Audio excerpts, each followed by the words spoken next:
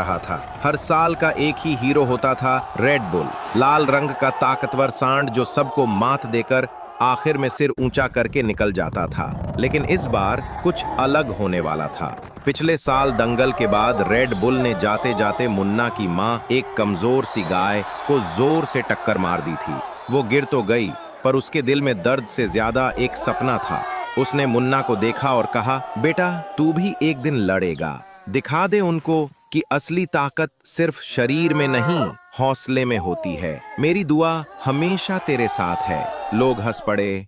ये कमजोर Munna red bull का सामना करेगा। किसी ने उसकी पतली टांगों का मजाक उड़ाया, किसी ने उसकी मां को बेचारी कहा, लेकिन मुन्ना कुछ नहीं बोला।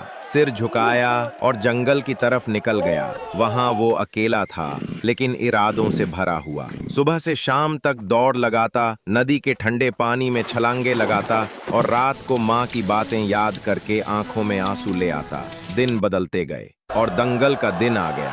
मैदान गरज रहा था, लोग इकट्ठा हो रहे थे और बीच में खड़ा था रेड बुल, लाल, गुस्से से भरा, गरजता हुआ वो सांड। कोई भी उसके सामने नहीं आया। तभी एक सांड धूल उड़ाते हुए मैदान में आया। जली हुई नजरें, सीना चौड़ा, लोग घबरा गए।